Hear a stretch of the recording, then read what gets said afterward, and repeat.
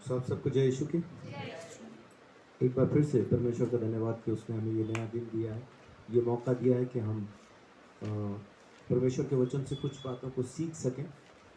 आज प्रभु यीशु मसीह के जिंदगी के आखिरी हफ्ते का दूसरा दिन, और ये दिन कौन सा है? दूसरा दिन सोमवार, मंडे।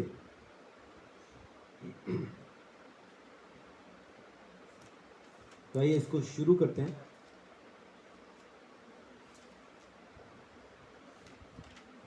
दूसरा दिन सोमवार, पहला दिन एतवार, दूसरा दिन सोमवार, आखिरी दिन शनिवार, सातवां दिन कौन सा? शनिवार। तो उसके बाद फिर दोबारा हफ्ता शुरू होता है, तो संडे से इब्रानी कैलेंडर के हिसाब से पहला दिन संडे और फिर मंडे।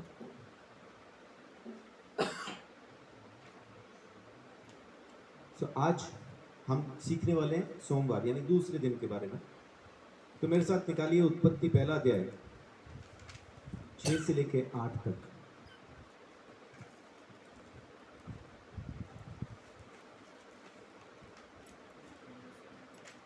फिर परमेश्वर ने कहा, जल के बीच एक ऐसा अंतर हो कि जल दो भाग हो जाए। तब परमेश्वर ने एक अंतर बनाकर उसके नीचे के जल और उसके ऊपर के जल को अलग अलग किया, और वैसा ही हो गया। और परमेश्वर ने उस अंतर को आकाश कहा, तथा सांझ हुई, फिर भोर हुआ। इस प्रकार दूसरा दिन हो गया। दूसरा दिन परमेश्वर ने जो पृथ्वी पानी में डूबी हुई थी, अंधकार में डूबी हुई थी, उसको रोशनी में लाने के बाद अब उसको पानी से निकाल के बाहर किया, पानी को पानी से जुदा करके। जिस पानी के अंदर पृथ्वी पूरी तरह से डूबी हुई थी, पूरी समाई हुई थी, उस पानी को परमेश्वर ने दो हिस्से में कर दिया। एक हिस्सा उसने आसमान के ऊपर ठहरा दिया और दूसरे को जमीन पे उसने एक तरफ इकट्ठा किया। इन पानियों में जो अंतर था उसको उसने क्या कहा? उसको उसने आकाश कहा। इसको हम वातावरण कहते हैं, एटमॉस्फेयर। जमीन पे जिंदगी क्यों है? जमीन पे हम सांस क्यों ले पाते हैं? यहाँ पे हम सांस किस कैपेसिटी में, किस उससे ले पाते हैं सांस जमीन पे?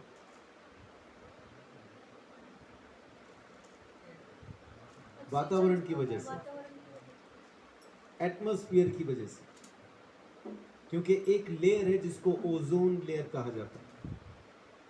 जैसे ही उसके बाहर कोई इंसान जाए तो उसको सांस लेने के लिए ऑक्सीजन चाहिए, या जैसे जैसे आप वातावरण में ऊपर उठते चले जाएं, हिमालय पर्वत पे अगर कोई चढ़े तो उस चढ़ाई पे चढ़ने के बाद उसको वहां पे ऑक्सीजन सिलेंडर की जरूरत पड़ जाती है उसको सांस लेने में। क्योंकि जैसे जैसे ऊपर जाते हैं तो ऑक्सीजन कम होने लगती है। एटमॉस्फेयर के आखिरी हिस्से में पहुंचते पहुंचते ऑक्सीजन खत्म हो जाती है। ये सांस लेने की जगह परमेश्वर ने हमारे लिए बनाई। इससे पहले कि हम बनाए जाते हैं, परमेश्वर ने हमारे लिए रहने की जगह, सांस लेने की जगह उसने हमारे लिए बनाई, और ये अनंत जीवन के लिए थी। सदा के लिए यही इंतजाम उसने किया था। और एक कैनोपी के जैसा, आपने कभी वो देखा जहां पे पौधे बेचे जाते हैं, नर्सरी कहते हैं जिसको? हाँ जी। एक हरी सी, ऐसा हरा सा एक शीट होती है जिसके अंदर पौधे उगाए जाते हैं। वो ऐसा क्यों करते हैं? डायरेक्ट धूप न लगे, मुरझा ना जाए, उसमें, उस ग्रीन हाउस में, उस कैनोपी के अंदर छांव रहती है और एक अच्छा वातावरण रहता है। अब इसको यूं समझें कि अगर सूरज और हमारे बीच में एक पानी का ऐसा ही टेंट होता तो जमीन पे वातावरण कैसा होता? धूप सीधी ना आती, उस पानी में से छन के धूप आ रही होती, तो धूप कैसी होती? क्या वो हमें चुभती? नहीं, क्यों होती है ह्यूमिडिटी? धूप में पानी मिक्स नहीं होगा ना, धूप पानी में से छन के आएगी तो ठंडी होके आएगी। और उस जमाने में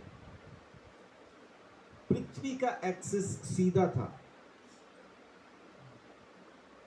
इसलिए मौसम बदलता भी नहीं था। 12 महीने एक ही मौसम रहता था, बारिश उस वक्त होती नहीं थी। तो 12 महीने वैसा ही मौसम रहेगा, यानी आदम को ना ठंड लगेगी ना गर्मी लगेगी। एक बहुत ही मनोहर सा, एक बहुत अच्छा मौसम जमीन के ऊपर था। इसलिए आदम नंगा भी रह सकता था, उसको सर्दी गर्मी नहीं लगती थी। वो लाखों लाख साल तक, जाने कितने सालों तक परमेश्वर के साथ उसी माहौल में जिया है। हाँ, उस वक्त बच्चे पैदा नहीं हुए वो अलग बात है, लेकिन आदम परमेश्वर के साथ उस माहौल में कितना टाइम जिया कोई नहीं बता सकता। वो कितने साल परमेश्वर के साथ उस टाइम पे रहा कोई नहीं जानता। तो परमेश्वर ने हमारे लिए एक ऐसा माहौल बनाया था जिसमें कोई परेशानी नहीं होती थी। अब मौसम नहीं बदलता था का मतलब है कि कोई भी फल, किसी भी पेड़ के पास जाओ 12 महीने वो फल देगा। क्यों? क्योंकि मौसम तो बदलेगा नहीं। आम के पास जाओ तो आम है, सेब के पास जाओ तो सेब है, अमरूद के पास जाओ तो अमरूद है। जिसके पास जाओ फल है, जिस भी पेड़ के पास जाओ फल है। क्यों? क्योंकि मौसम नहीं बदलेगा। अब तो मौसम के हिसाब से फल आते हैं ना, ये सर्दियों का, ये गर्मियों का। उस वक्त मौसम नहीं है, मौसम नहीं है तो मतलब वो हर समय पे वो फल हैं। यानी आदम जब चाहे जो चाहे सो खा सकता है, उसको किसी चीज की कमी नहीं, किसी चीज की दिक्कत नहीं। सब पेड़ पौधे लगातार हैं और उनमें फल लगातार आते हैं। लेकिन आप लोगों ने एक चीज नोटिस की इसमें, परमेश्वर ने हर दिन को बना के क्या कहा? अच्छा है। इस दिन को नहीं कहा कि अच्छा। इस दिन को सिर्फ बनाया है उसने, लेकिन ये नहीं कहा कि अच्छा है। क्यों नहीं कहा अच्छा है? क्योंकि परमेश्वर भविष्य को देख सकता है। आदम के पाप के बाद जब इंसान जमीन पे बढ़ जाने वाले थे, उस टाइम पे नूह के जमाने में जो पाप होने वाला था और जो बारिश, जो पानी गिरने वाला था, यही पानी गिरना था। इसी पानी ने परमेश्वर के हाथ की बनाई सृष्टि को नाश करना था। परमेश्वर को वो दिखाई दे रहा था कि ये पानी एक दिन गिरेगा और सारी कायनात को, पूरी सृष्टि को खत्म कर देगा। इसलिए परमेश्वर उसको देख के ये नहीं कहता कि अच्छा है। जब वो पानी दोबारा गिरा तो पृथ्वी तो फिर दोबारा पानी में डूब गई होगी, क्योंकि पानी में डूबी हुई थी, उसी को तो अलग किया था। अब जब फिर दोबारा वो पानी गिरा जमीन पे, तो बाइबल कहती है कि जितने पहाड़ थे जमीन के ऊपर, वो भी 15 हाथ पानी के नीचे थे। 15 हाथ का मतलब समझते हैं आप क्या होगा? एक हाथ माने कितना?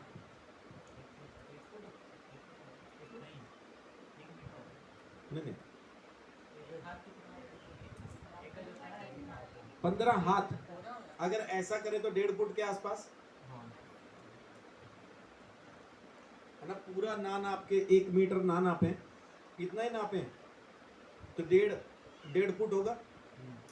तो 15 फुट माने कितना? तकरीबन 22 फुट के आसपास बात बनती है। तो हिमालय पर्वत यानी एवरेस्ट जो चोटी है, वो भी पानी में 15 फुट 22 फुट नीचे थी।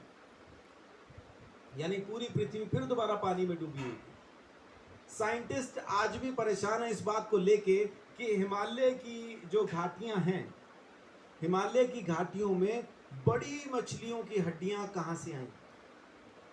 वहां पे बड़ी मछलियां, जैसे व्हेल मछली, ऐसे बड़ी मछलियों की हड्डियां वहां पे मिल रही हैं हिमालय की घाटी में।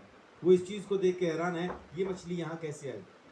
तो फिर उन्होंने वो जो सोचा, वो ये सोचा कि पहले यहाँ पे समुद्र था, धीरे धीरे पहाड़ निकलते गए, पानी नीचे चला गया और ये मछलियां फंस के रह गई, और इसलिए यहाँ पे हैं। ऐसा नहीं होता। जब पानी शिफ्ट हो रहा हो, सबसे पहले मछलियों को ही पता चलता है और वो तुरंत शिफ्ट होती है। तो ये क्या हुआ, ये मैं बताता हूं क्या हुआ। अब क्या हुआ कि परमेश्वर ने पानी को जब एक तरफ इकट्ठा किया, जिसको आज हम समुद्र कहते हैं, जैसे उसको एक तरफ इकट्ठा किया तो वजन की वजह से जो पृथ्वी का एक्सिस सीधा था वो 16.5 डिग्री टेढ़ा हो गया। आज आप ग्लोब खरीद के लाते ना तो थोड़ा टेढ़ा होता हुआ, ऐसा ग्लोब खरीदते तो यूं होता है। तो ये जो टिल्ट हुआ है ये जो टेढ़ा हुआ एक्सेस, ये उस समय जो पानी समुद्र में एक तरफ इकट्ठा हुआ उसकी वजह से ये टिल्ट आया, और इस टिल्ट की वजह से मौसम बदलते हैं, उससे पहले मौसम नहीं बदलते थे। पढ़िए उत्पत्ति 8 अध्याय उसकी 22 आयत।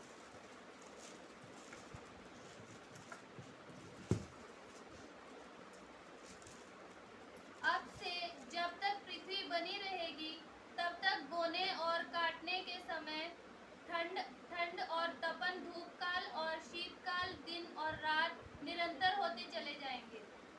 परमेश्वर उत्पत्ति 8 का 22 में कहता है अब से मौसम बदलेंगे, पहले मौसम नहीं बदलता था।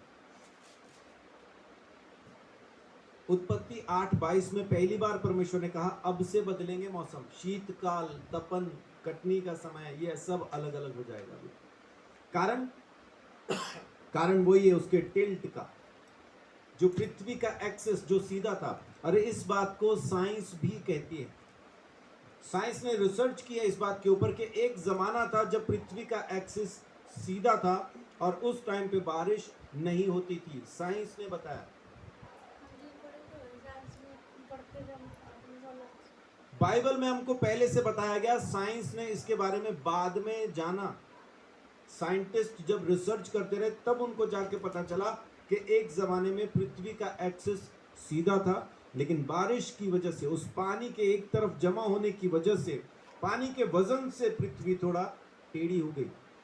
अब मौसम बदलते हैं, अब पहले जैसा इंतजाम नहीं रह गया, 12 महीने आपको सब कुछ मिलेगा वो नहीं है।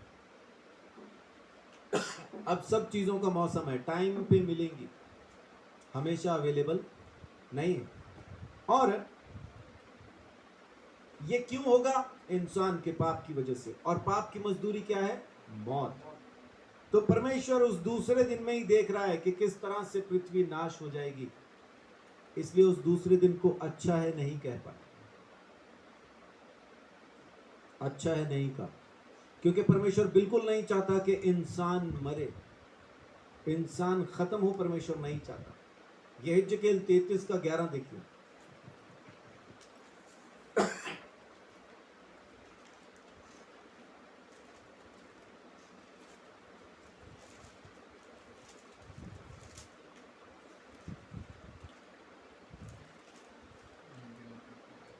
इसलिए तू उनसे यह कह, परमेश्वर यहोवा की यह वाणी है, मेरे जीवन की सौगंध, मैं दुष्ट के मरने से कुछ भी प्रसन्न नहीं होता, परंतु इससे कि दुष्ट अपने मार्ग से फिरकर जीवित रहे। हे इस्राएल के घराने, तुम अपने अपने बुरे मार्ग से फिर जाओ, तुम क्यों मरो? तुम क्यों मरो, परमेश्वर कहता है। दुष्ट के मरने से परमेश्वर जरा भी प्रसन्न नहीं होता।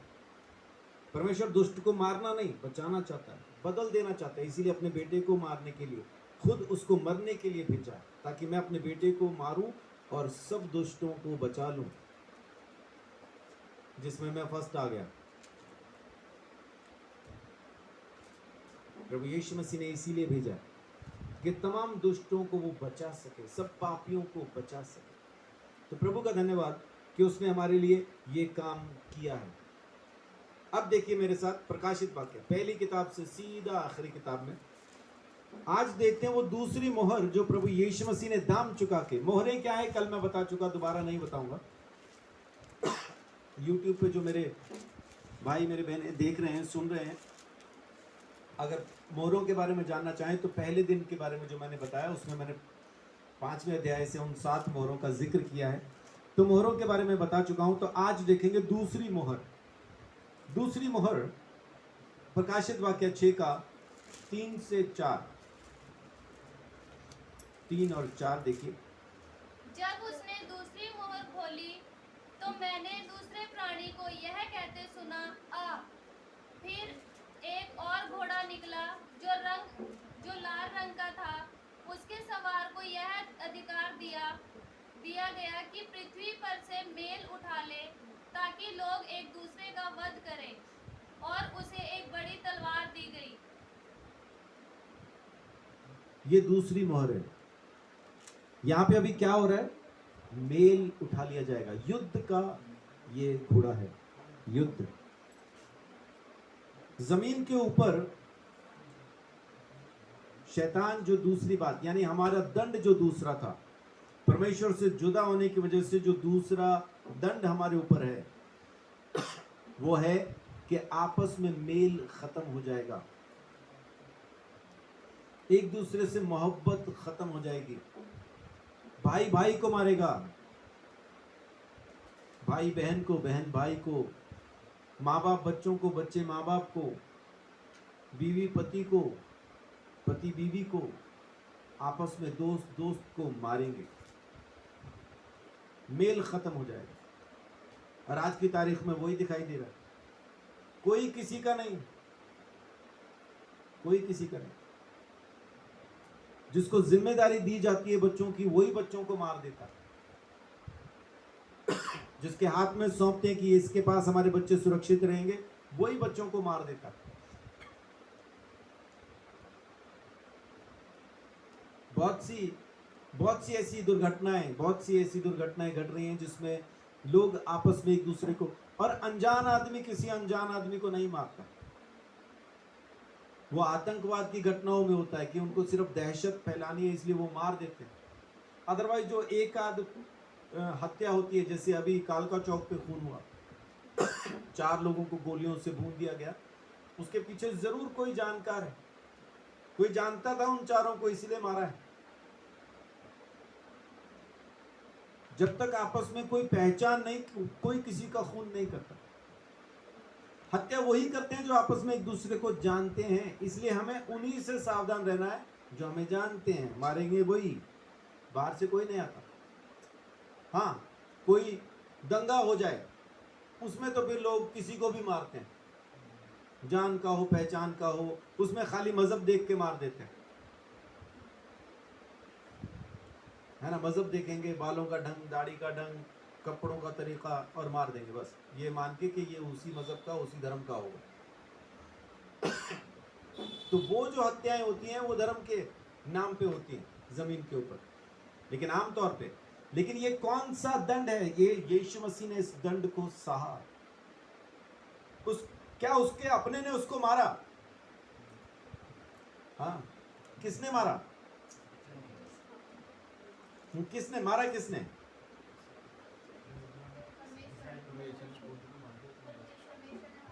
खुद बाप ने अपने बेटे को मारा। परमेश्वर ने अपने इकलौते बेटे प्रभु यीशु मसीह को अपने हाथ से कुर्बान किया।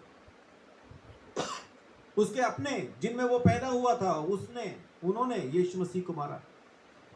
यीशु मसीह का अपना चेला यहूदा इस्करियोती, उसने यीशु मसीह को बेच दिया। सब उसके अपने थे, खास तौर से परमेश्वर जो उसका बाप है, सब अपने थे। ये जो दंड हमारे ऊपर है, आपसी मोहब्बत जो हमारी खत्म हो रही है, इसको यीशु मसीह ने अपने ऊपर सह लिया। अपने बाप के हाथ से उसने इस दंड को सह लिया। युद्ध होंगे, लोग आपस में एक दूसरे को मारेंगे, इस बात की भविष्यवाणी प्रभु यीशु मसीह करके गए। मरकुस 13 अध्याय उसकी 7-8।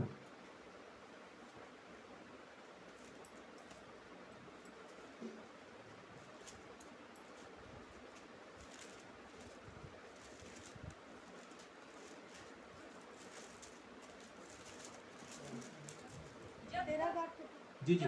जब तुम लड़ाइयाँ और लड़ाइयों की चर्चा सुनो तो ना घबराना, हाँ जी। क्योंकि इनका होना अवश्य है, परंतु उस समय अंत ना होगा।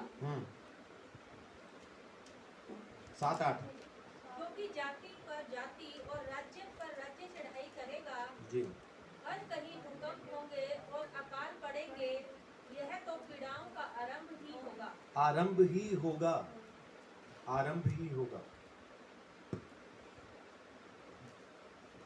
जाति पर जाति, देश पर देश, लोगों पर लोग चढ़ाई करेंगे। अंत नहीं है, ये शुरुआत है। क्या ऐसा हो रहा है अभी? हाँ, ऐसा हो रहा है। क्या लोग लोगों को मार रहे हैं? हाँ, मार रहे हैं। छोटी छोटी बातें ढूंढ ढूंढ के मार रहे हैं।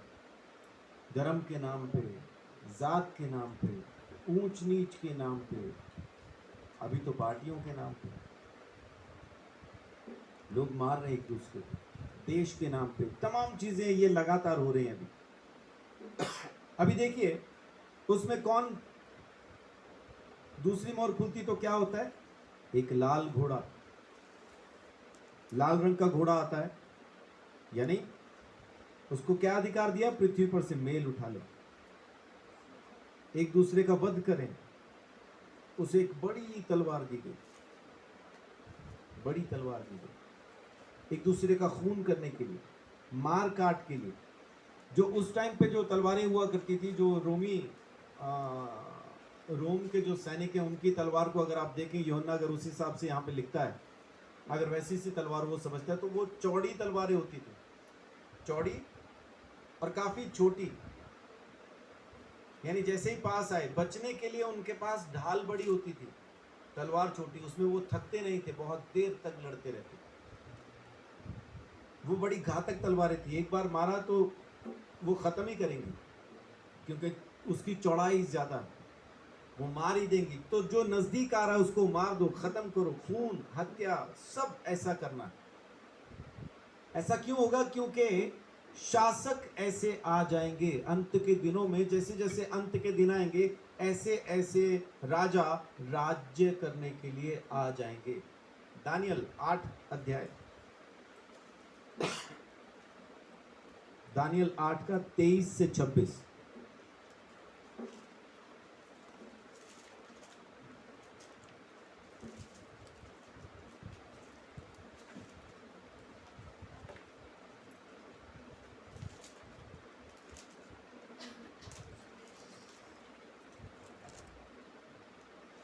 आपका 23 से 26।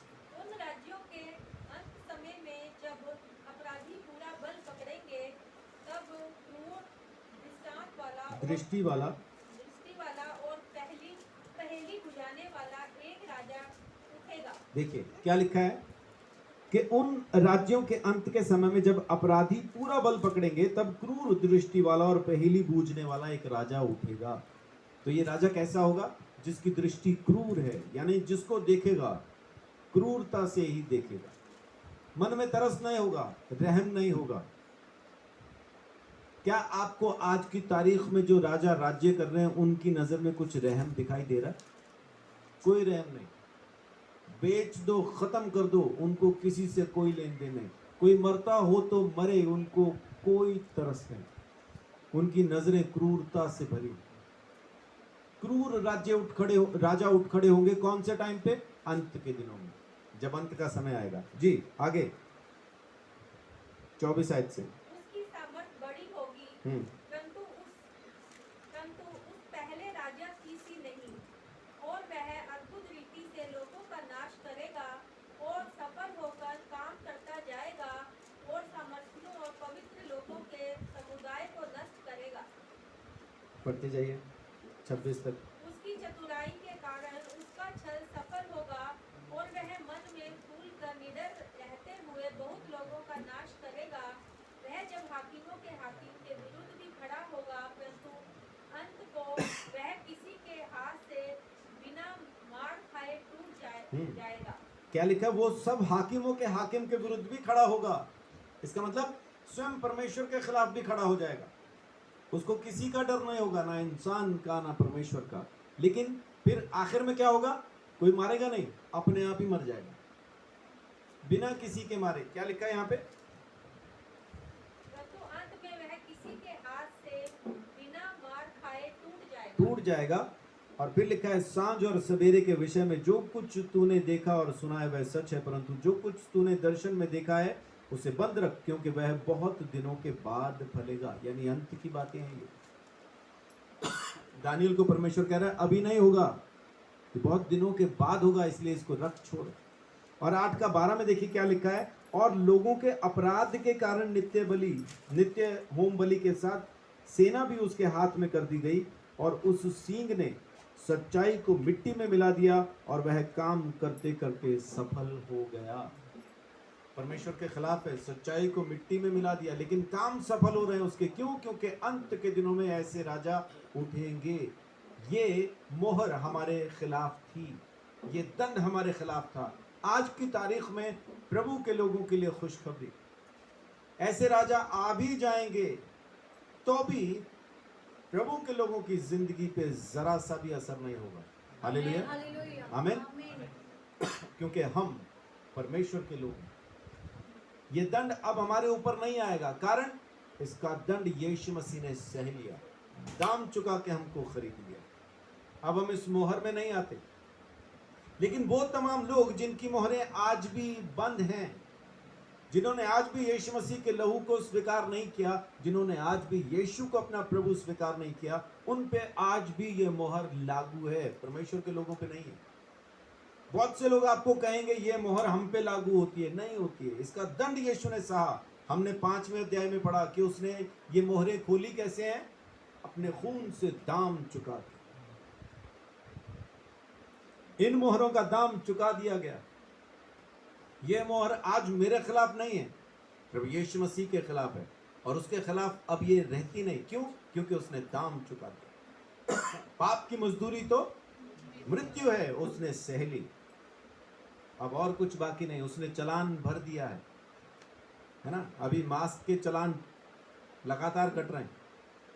रविंद्र भाई बता रहे थे कि गुजरात, खाली गुजरात में 90 करोड़ रुपया जमा कर लिया उन्होंने मास्क के चालान पे। 90 करोड़, और न जाने इकट्ठा करके ये किधर भाग जाने वाले हैं। मंगल ग्रह पे उन्होंने मकान खरीदा होगा, वहीं रहेंगे जाकर। खैर, तो दूसरी मोहर जो साफ बता रही है कि पाप के कारण ये सब कुछ हो रहा है ना। लोगों के अपराध के कारण नित्य होम बलि के साथ सेना भी उसके हाथ में कर दी गई। कारण क्या? ऐसे राजाओं के उठ जाने का, ऐसे राजाओं के खड़े होने का, लोगों का अपराध। और लोगों का अपराध क्या है? वो प्रभु यीशु मसीह को प्रभु स्वीकार नहीं करते, बल्कि ऐसी ऐसी चीजों को, ऐसी बातों को, या ऐसी जो वस्तुएं हाथ के बना रखी हैं, उनको यीशु की पदवी देते हैं, परमेश्वर का रुतबा देते हैं। ये अपराध परमेश्वर के खिलाफ है। इस वजह से, इस कारण से ये दंड लोगों के ऊपर आ रहा है। जब तक इससे आजाद ना होंगे तब तक ये दंड उनके ऊपर खत्म नहीं होगा। प्रभु का धन्यवाद कि हमारे ऊपर खत्म हुआ, उस परमेश्वर का मैं शुक्रिया अदा करता हूं। और ये लोग जो मारेंगे, जो मेल उठेगा, जो लोगों को खत्म करने की बारी आएगी, तो खास तौर से ढूंढ के परमेश्वर के लोगों को ही मारेंगे। और जब ये परमेश्वर के लोगों को मार रहे होंगे तो ये सोचेंगे कि ये असल में परमेश्वर की सेवा कर रहे हैं, है ना, ये बचा रहे हैं किसको? अपने धर्म को। इसलिए परमेश्वर के लोगों को ये मारेंगे। ये बात भी यीशु मसीह पहले से कह के गया। इसलिए हैरान ना होना जब किसी पासबान को, किसी सुसमाचार प्रचारक को, किसी विश्वासी को जब लोग बेरहमी से मार देते हैं, तो ये ना कहना ये कैसे हो गया, ये तो प्रभु को जानता था। ये होगा ही, यीशु मसीह कह के गया। यूहन्ना 16 अध्याय 1 से लेकर 4 तक पढ़िए।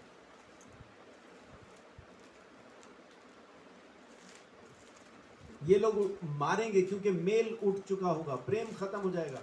ये नहीं सोचेंगे कि पड़ोसी है, ये नहीं सोचेंगे कि बड़े भाई जैसा, छोटे भाई जैसा है, बच्चा है, नहीं देखेंगे, मारेंगे। मैंने एक वीडियो देखी जिसमें उड़ीसा में जब सताव हुआ था तो लोग मार रहे थे।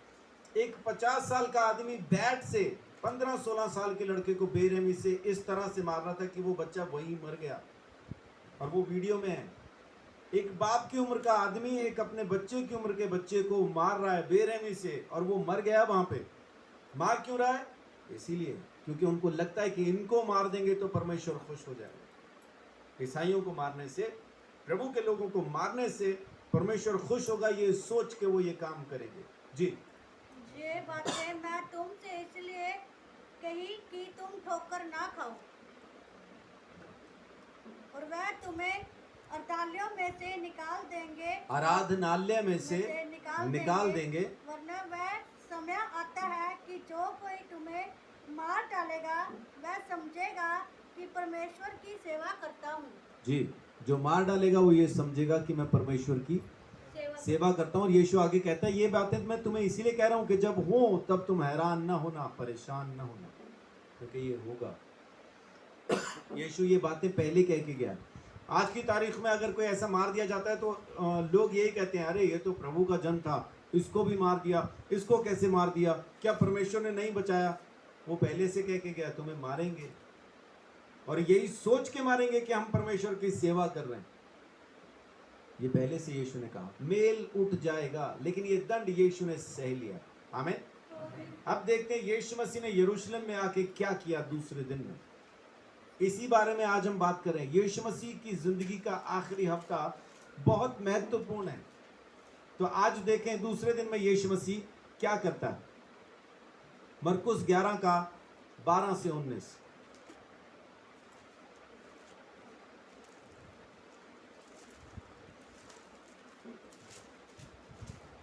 दूसरा दिन। हाँ जी, दूसरे दिन जब वे बैतनिया हाँ से हो निकले तो उसको भूख लगी।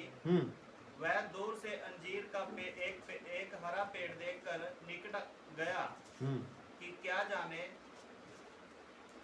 उसमें कुछ पाए, पर पत्तों को छोड़ कुछ ना पाया, क्योंकि फल का समय ना था। इस पर उसने उससे कहा, अब से कोई तेरा फल कभी ना खाए। और उसके चेले सुन रहे थे। हाँ, अब जब बैतनिया से आ रहा है दूसरे दिन वापस, कल शाम को क्या हुआ था? मंदिर देखा और बैतनिया को चला गया। अभी बैतनिया से वापस यरूशलेम आ रहा है और आते हुए रास्ते में एक अंजीर का पेड़ देख के वो उसके पास जाता है, क्या जाने इसमें फल हो। लेकिन साथ में लिखा है कि फल का समय नहीं था। तो भी यीशु मसीह उसमें फल देखने के लिए गया, क्या जाने हो, और उसमें फल नहीं पाया तो क्या कहता है, आज के बाद तेरा फल कभी कोई खाएगा भी नहीं। लोग कहते हैं प्रभु यीशु मसीह ने अंजीर के पेड़ को श्राप दिया। क्या सच में यहां पे श्राप दिया है? श्राप नहीं दिया, यही कहा है तेरा फल कोई ना खाए, आज के बाद कोई तेरा फल कभी ना खाए। ये नहीं कहा सूख जा, परमेश्वर ने ये नहीं कहा, प्रभु यीशु मसीह ने ये नहीं कहा सूख जा। ये कल पता चलेगा।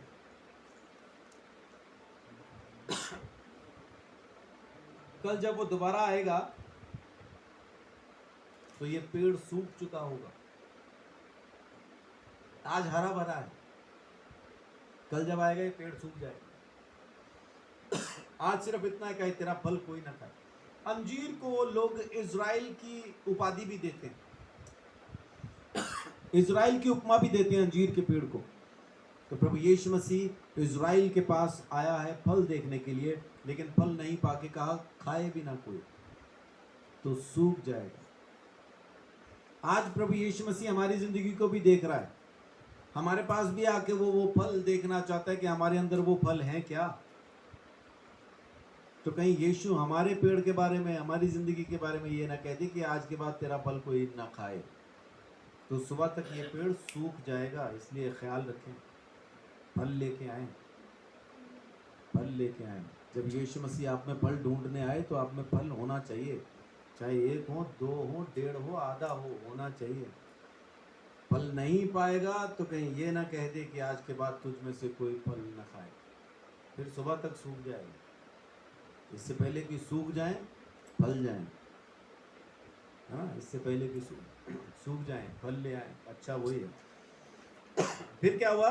लिखा है फिर वह यरूशलेम में आए और वह मंदिर में गया और वहां जो लेन देन कर रहे थे उन्हें बाहर निकालने लगा। सर्राफों के पीड़े और कबूतर बेचने वालों की चौकियां उलट दी और मंदिर में से किसी को बर्तन लेकर आने जाने न दिया, और उपदेश करके उनसे कहा, क्या यह नहीं लिखा कि मेरा घर सब जातियों के लिए प्रार्थना का घर कहलाएगा, पर तुमने इसे डाकुओं की खोह बना दी है।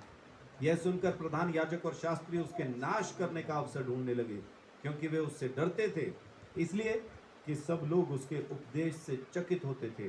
सांझ होते ही वे नगर से बाहर चले गए। आज फिर वो चला गया, यरूशलेम में नहीं रुक रहा, फिर चला गया। लेकिन आज क्या किया? कल तो मंदिर को देख के चला गया था, और आज क्या किया उसने?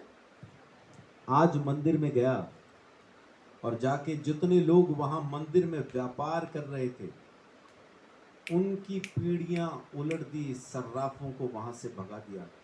एक और जगह पे लिखा है कि यीशु मसीह ने कोड़ा बना लिया, उसने कोड़ा बनाया और लोगों को मार मार के वहां से भगा दिया, मार मार के भगा दिया। ऐसा क्यों हुआ? क्योंकि मंदिर का वातावरण खराब हो रहा था। हर चीज का एक वातावरण होता है ना, एक माहौल होता है, एक जगह होती है। मंदिर का वातावरण कैसा होना चाहिए? पवित्र, त्याग से भरा हुआ, निस्वार्थ, बिल्कुल शांत और अच्छा। और वहां क्या चल रहा है? हाँ जी, व्यापारियों का शोर। क्या परमेश्वर के घर में कबूतर, बकरियां, भेड़ें, इनकी आवाजें होनी चाहिए? और क्या ये आवाजें वहां पे होनी चाहिए? ले लो जी, ले लो जी, इधर है जी, कबूतर कबूतर कबूतर कबूतर, बकरियां बकरियां बकरियां। क्या ये होना चाहिए? नहीं होना चाहिए। लेकिन वहां क्या चल रहा है? यही चल रहा है।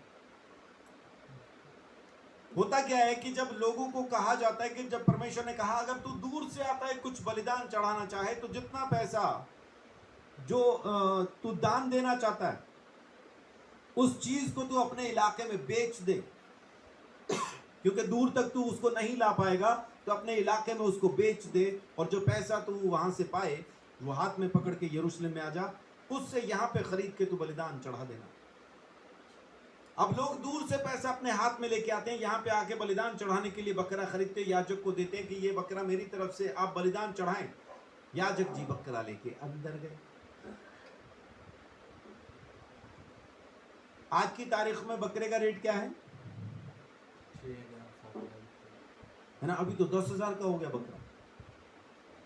पहले 2-2,500 का भी महंगा लगता था, अभी 10,000 का है।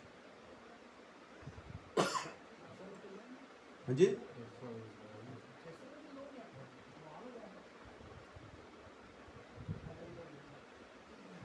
फिर अभी क्या हुआ?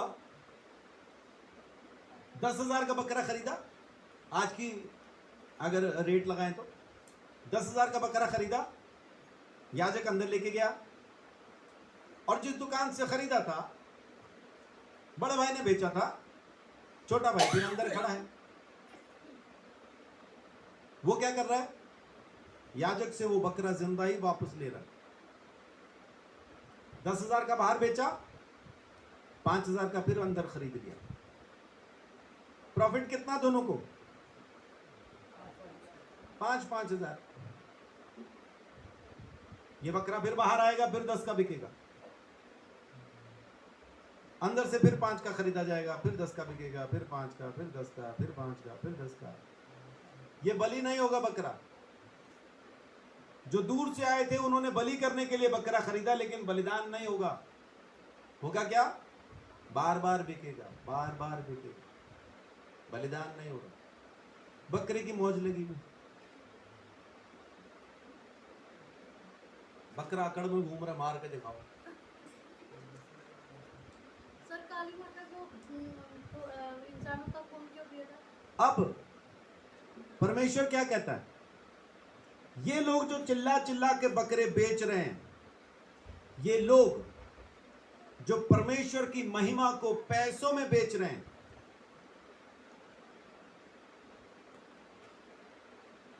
इन लोगों को परमेश्वर पसंद नहीं करता। सर्राफों को, व्यापारियों को, चिल्ला चिल्ला के परमेश्वर के मंदिर के अंदर जिन्होंने बिजनेस को बढ़ा रखा है, प्रभु यीशु मसीह क्या कह रहा है? ये मंदिर प्रार्थना का घर कहलाने के लिए बना है। सब जातियों के लिए घर प्रार्थना का घर कहलाएगा। क्या तुमको नहीं पता? आज हमारे अंदर क्या आवाजें आ रही हैं? क्या ये बिजनेसमैन वाली आवाजें हैं या परमेश्वर को पुकार रहे और प्रार्थना की आवाज हमारे अंदर? प्रभु यीशु मसीह आज भी कोड़ा बना के ले आएगा। आज भी उसको इस मंदिर का वातावरण साफ करना है। दूसरे दिन में सृष्टि में क्या बनाया परमेश्वर ने? क्या बनाया था? वातावरण, रहने की जगह। लेकिन याद रखें, इसी वातावरण में ऊपर एक पानी है जो इस वातावरण को सदा के लिए खत्म कर सकता है। प्रभु यीशु मसीह आज भी इस मंदिर के उस वातावरण को साफ करना चाहता है, लेकिन याद रखें उसके पास आज भी वो ताकत है कि पूरी तरह से साफ कर दे, खत्म कर दे, मिटा दे, सदा के लिए मिटा दे। प्रभु यीशु मसीह आज की तारीख में अपने मंदिर को साफ करके उसको प्रार्थना का घर बनाना चाहता है। उसने खरीद लिया हमें। पहला कुरिन्थियों 6 का 19 और 20 में लिखा है, क्या तुम नहीं जानते कि तुम परमेश्वर का घर हो, उसका मंदिर हो, और पवित्र आत्मा तुम में वास करता है जो परमेश्वर की ओर से दिया गया। अब तुम अपने नहीं रहे, अब तुम अपने नहीं हो। क्यों? क्योंकि दाम चुका के मोल खरीदे गए। इसलिए अपनी देह के द्वारा परमेश्वर को महिमा दो। आज इस मंदिर को प्रभु यीशु मसीह फिर दोबारा साफ करना चाहता है। उस वक्त जो परमेश्वर ने वातावरण बनाया था, किसके लिए बनाया था? मनुष्य के लिए। और आज परमेश्वर इस मंदिर के अंदर जो वातावरण बनाना चाहता है, किसके रहने के लिए बनाना चाहता है? किसके रहने के लिए बनाना चाहता है? खुद अपने रहने के लिए। परमेश्वर खुद हमारे अंदर आके वास करना चाहता है। वो वातावरण बनाना चाहता है ताकि परमेश्वर हमारे अंदर वास कर सके। तो इसलिए इस मंदिर को वो साफ करेगा, है ना? इस बात का ख्याल रखें। आप उसका मंदिर हैं, वातावरण को खराब ना करें, इसको प्रार्थना का घर बनाएं, प्रार्थना का घर ही रहने दें। अगर ये व्यापार का घर बना, अगर इसके अंदर परमेश्वर की प्रार्थना की आवाज के अलावा कुछ भी और आवाजें परमेश्वर को सुनाई दी, तो वो दंड देने के लिए आज भी हाथ में कोड़ा उठा सकता है। सर्राफों की पीढ़ियां आज भी उलट सकता है, लोगों को आज भी निकाल सकता है। हाँ, हमारे अंदर से हर बुराई को, हर कमी को, हर परेशानी को, हर दिक्कत को यीशु मसीह आज भी निकाल देगा ताकि वातावरण साफ हो। जरूरी क्या है कि ये मंदिर अपने आप को दे ताकि परमेश्वर की प्रार्थना का घर ये बन सके। ये जरूरी है। अगर हम अपने आप को सौंप देते परमेश्वर के हाथ में, प्रभु तू मुझे बना अपना मंदिर, अपना घर तू बना, तो आज भी वो इस मंदिर को साफ कर देगा हर बुरी सोच से, हर बुरी आदत से, हर बुरी चीज से। आमीन। तो उसके हाथ में सौंपिए। वो वातावरण को आज भी शुद्ध कर सकता है, वातावरण को आज भी पवित्र कर सकता है, मंदिर को आज भी साफ कर सकता है। लेकिन सौंप दीजिए अपने आप को उसके हाथ में, तभी वो ये काम कर पाएगा, नहीं तो हो नहीं पाएगा। अब देखिए यीशु मसीह ने दूसरा जो कलमा कहा सलीब के ऊपर, वो क्या कहता? लूका 23 का 43। दूसरी बात क्या कहता है वो? तू आज ही मेरे साथ स्वर्ग लोक में होगा। यानी वातावरण को साफ कर देगा, मंदिर को खरीद लेगा, दाम चुका देगा और मंदिर को अपना घर होने के लिए वो अपना लेगा। जैसा उस डाकू को कहा कि तू आज ही मेरे साथ स्वर्ग लोक में होगा, आज यीशु मसीह हमें भी कह रहा है तू आज ही मेरे साथ स्वर्ग लोक में होगा। बस करना उतना ही है कि अपने गुनाहों को स्वीकार करके यीशु को प्रभु कहना और इस घर को परमेश्वर का प्रार्थना का घर बना देना। जब ये हो जाएगा तब सब चीजें हो जाएंगी। मत्ती 9 का 12 में लिखा है कि यीशु मसीह कहता है मैं भले चंगों को ढूंढने नहीं आया। वैद्य की जरूरत भले चंगों को नहीं है, और मैं धर्मियों के लिए नहीं आया हूं, मैं पापियों के लिए आया हूं, पापियों को ढूंढने के लिए आया हूं। और वो जो हमारा मेल परमेश्वर से खत्म हो गया पाप की वजह से, ये वातावरण जो खराब हो गया पाप की वजह से, ये वातावरण जो नाश हो गया पाप की वजह से, यीशु मसीह ने इस वातावरण को साफ करने के लिए दोबारा से हमारा मेल परमेश्वर से कराते हैं। दंड क्या था? मोहर में क्या क्या खत्म हुआ था? मोहर में मेल खत्म हो गया, है ना। दंड में क्या था? मोहर के अंदर क्या था कि मेल उठा लिया गया। और यीशु मसीह ने क्या किया? खून बहा के हमारा मेल परमेश्वर से करवा दिया। आमीन। रोमियो 5 का 9 और 10 देखिए क्या कहता है। 5 का 10 ही देख लीजिए। रोमियो 5:10।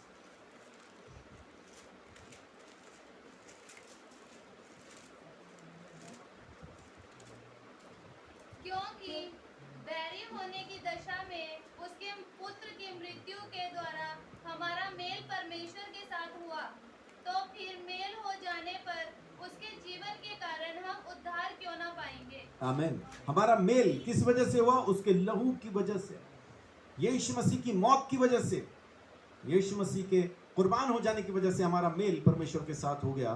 तो अब बाकी सब कुछ क्यों ना मिल जाएगा? उद्धार क्यों ना पालेंगे? सो प्रभु यीशु मसीह ने उस दंड को सह के हमारा मेल भी परमेश्वर से करा दिया। और डाकू को कहा, सूली के ऊपर डाकू को कहा, आज ही तो मेरे साथ फिरदौस में होगा, स्वर्ग लोक में होगा, पैराडाइज में होगा। हेवन में नहीं, स्वर्ग में नहीं, जन्नत में नहीं, फिरदौस में, स्वर्ग लोक में, पैराडाइज में। मतलब अभी तक कोई भी, वो डाकू भी स्वर्ग में नहीं गया, लेकिन स्वर्ग के बाहर जो बाग है, जिसको आज की तारीख में अगर हम कहना चाहें तो अदन की वाटिका कह सकते हैं। महल के बाहर का जो बागीचा है, जो बाग है, वहां उसको कहते हैं पैराडाइज, उसको कहते हैं स्वर्ग लोक। आज की तारीख में जितने भी यीशु मसीह को जानने वाले जमीन से जाते हैं, वो तमाम लोग उसी बाग के अंदर, उसी बागीचे के अंदर, उसी जगह पे पाए जाते हैं जहां पे वो डाकू गया, जिसको पैराडाइज कहते हैं, जिसको फिरदौस कहते हैं, जिसको स्वर्ग लोक कहते हैं। आज वहीं पे है। और यीशु मसीह ने हमारा जो मेल करवाया, और वो दावा करता है कि ये मेल मैंने तुम्हारा सदा के लिए करवा दिया है। किसी का बाप अब तुम्हें मुझसे छीन नहीं सकता, क्योंकि मैंने तुम्हें अपने छिदे हुए हाथ में पकड़ लिया। आमीन। यूहन्ना 10 का 28-29 ये हमें हमारे उद्धार की गारंटी देता है। बहुत से लोग आज भी हमें हमारे कर्मों के ऊपर हमारे उद्धार को बताते हैं कि कर्म करेंगे तभी उद्धार होगा। तो फिर बाकी सब जगहों में और यीशु मसीह में कोई फर्क नहीं। वो भी कर्म की बात करते हैं, ये भी कर्म की बात कर रहे हैं। लेकिन बाइबल हमें कहती है, इफिसियों 2 का 8 में साफ लिखा है कि कर्मों से तुम्हारा उद्धार नहीं हुआ, अनुग्रह से हुआ है। तो यकीन करें, विश्वास करें कि अनुग्रह से ही हुआ है, हमारे कर्मों से हो ही नहीं सकता। और जो आज की तारीख में भी जितने भी लोग आज भी अपने कर्मों के हिसाब से सोचते हैं कि यीशु मसीह से उद्धार पालेंगे, आपके लिए चेतावनी है, अपने कर्मों से कोई उद्धार ना पा सकेगा। यीशु ने अपने अनुग्रह से दिया है, ये दान है, गिफ्ट है, फ्री है, जो हम सबको मिला है। आमीन। और इसको कोई छीन नहीं सकता, कोई छीन नहीं सकता। यूहन्ना 10 का 28-29 और मैं उन्हें अनंत जीवन देता हूँ, अनंत जीवन देता हूँ, वे कभी नष्ट ना होंगी, आमीन, और कोई उन्हें मेरे हाथ से छीन ना लेगा। हाँ, मेरा पिता जिसने उन्हें मुझको दिया है सबसे बड़ा है, और कोई उन्हें पिता के हाथ से छीन नहीं सकता। आमीन। यीशु मसीह ने दोनों का कह दिया, मेरे हाथ से कोई नहीं छीन सकता, मेरे बाप के हाथ से कोई नहीं छीन सकता। और अगर हम सेनाओं के यहोवा के हाथ में हैं तो ईमानदारी की बात है, फिर किसी का बाप छीन नहीं सकता, क्योंकि हम सबके बाप के हाथ में। आमीन। वो जो सबका बाप है, हम उसके हाथ में, यीशु मसीह के हाथ में, सेनाओं के यहोवा के हाथ में। अब कोई पूरी ताकत लगा के भी देख ले, वहां से नहीं छीन सकता। वहां से यीशु मसीह ने कहा, मेरा बाप सबसे बड़ा है, मेरा बाप सबसे बड़ा है, और हम उसके हाथ में, मेरी भेड़ें उसके हाथ में, कोई छीन नहीं सकता। यूहन्ना 17 का 2 और 3, 17:2-3। क्योंकि तूने उसको सब प्राणियों पर अधिकार दिया कि जिन्हें तूने उसको दिया है वचन यह है कि वे तुझ एकमात्र सच्चे परमेश्वर को और यीशु मसीह को जिसे तूने भेजा है जाने। आमीन। तो अनंत जीवन कैसे मिल जाएगा? यीशु मसीह को जानने से, हमारे कर्मों से नहीं, यीशु को जानने से। यीशु को जानने से वो अनंत जीवन हमें मिल जाता है। सो आज मैं जो आपके साथ दूसरे दिन के बारे में बात कर रहा था, दूसरा दिन माने उत्पत्ति का दूसरा दिन, यीशु मसीह के यरूशलेम में आखिरी हफ्ते का दूसरा दिन, दूसरी मोहर जो हमारे दंड के यीशु मसीह ने खोल दी, वो मोहर, और दूसरा कलमा जो दंड सहते हुए यीशु मसीह ने सूली पे कहा। ये चारों बातें आपस में इंटरलिंक्ड हैं, आपस में मिली हुई, जुड़ी हुई हैं। ये मुझे प्रभु ने ही सिखाया, मुझे नहीं पता था ये, ना ही मेरे को किसी ने बताया, किसी किताब में नहीं पढ़ा, किसी विद्वान से नहीं सीखा, कहीं से मुझे नहीं पता चला। ये बातें प्रभु ने अपनी आत्मा में मुझे सिखाई है, जो मैं आपके साथ बात कर रहा हूं। मुझे परमेश्वर ने हिंट दिया, मैंने काम करना शुरू किया, मैंने इसको समझना शुरू किया। शुरू में जुड़ता नहीं था कुछ भी, शुरू में आपस में जुड़ते नहीं थे, लेकिन मैं काम करता रहा परमेश्वर के साथ, प्रार्थना के साथ में बना रहा, और फिर जब एक बार लिंक बनना शुरू हुआ, फिर तो कमाल हो गया, फिर चीजें समझ में आने लगी। पहले दिन में परमेश्वर ने वातावरण को बनाया, दूसरे दिन में वातावरण को बनाया, लेकिन ऊपर पानी था जो नाश कर सकता है पाप की वजह से। और दूसरी मोहर जो यीशु मसीह ने खोली, वो थी युद्ध की, मेल उठा लेने की, प्रेम खत्म करने की, एक दूसरे का खून करने की। यीशु मसीह जो मंदिर में आया, यरूशलेम में जो आया, दूसरे दिन मंदिर को साफ किया, वातावरण को साफ किया, मंदिर को परमेश्वर के प्रार्थना के घर के जैसा बनाया। उस रोज यही लोग उसको मारने से डरते थे। अभी दूसरा दिन है ना, इसलिए डर रहे हैं, अभी समय नहीं आया उसका। मारना तो आज चाहिए था उसको, जब मंदिर में घुस कर सबको मार रहे वो, लेकिन उस दिन डर रहे हैं। क्यों? क्योंकि अभी समय नहीं आया। और यीशु ने उस दिन क्या कहा? डाकुओं की खो नहीं, प्रार्थना का घर बनो। और ये संदेश हमारे लिए भी है। आज यीशु मसीह हमारे अंदर भी आके फल देखना चाहता है। वो अंजीर के पेड़ के जैसा फल हमारे अंदर भी ढूंढ रहा है, और हमसे भी उसने एक ही बात कही है, डाकुओं की खो नहीं, प्रार्थना का घर बनो। जितना हो सके उतना प्रार्थना में समय बिताएं, जितना हो सके परमेश्वर की हुजूरी में समय बिताएं। जो कैलेंडर हमने अपने लगा रखे हैं उसमें आप पढ़ें, तो जो गवाही उसमें लिखी है, उसमें लिखा है कि जितना हो सकता था समय जो उनके पास खाली मिलता था, घर के अंदर घर के बाहर जो समय उनके पास होता था, वो सारा समय वो प्रार्थना में बिताते थे। और उन्होंने क्या क्या चमत्कार हैं जो नहीं किए। लिखा है कि उनकी मिनिस्ट्री में कई मुर्दे जिंदा हुए। कितने? कई नहीं, कई मुर्दे। कई में तो ना कई मुर्दे जिंदा हुए, ऐसा नहीं, कई मुर्दे जिंदा हुए, जिनमें उनकी बीवी भी एक थी। ऐसा क्यों? क्योंकि वो परमेश्वर के सामने समय बिताते थे। ये अपने कैलेंडर पे छपी हुई गवाही मैं बता रहा हूं, पता नहीं आप लोग पढ़ते हैं उसको कि नहीं पढ़ते। वो कैलेंडर टांगने के लिए नहीं दिया गया। नहीं पढ़ते हैं ना, पढ़ा करो फिर। किसकी गवाही है वो? किसकी गवाही है? नहीं पढ़ी आपने अंजुम?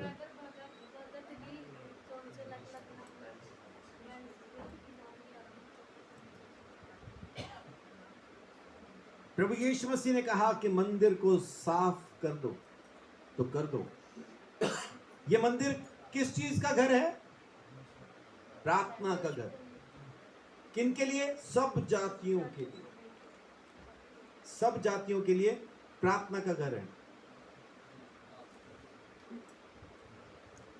अभी कितनी बातें मैंने आपको याद कराई दोबारा? दूसरा दिन, वातावरण बनाया, दूसरी मोहर जो खोली वो कौन सी थी? जो मेल उठ जाने की मोहर थी, उसका दंड यीशु मसीह ने सहना था। और दूसरे दिन में आके यीशु मसीह ने क्या किया? मंदिर को साफ किया और कहा प्रार्थना का घर बनो, डाकुओं की खो नहीं। और सूली पे चढ़ के दूसरी बात क्या कही? उस डाकू को कहा तू आज ही मेरे साथ स्वर्ग लोक में होगा। वो बाग, वो अदन का बाग जो छिन गया, जो नाश हो गया, जो पानी में समाप्त हो गया, यीशु कहता है आज फिर दोबारा मैं तुझे वहीं पे ले जाऊंगा, मैं तुझे वहीं पे बसाऊंगा, स्वर्ग लोक के अंदर मैं तुझे रखूंगा। आज अदन का बाग कहां पे है? वो जीवन का पेड़ कहां पे है?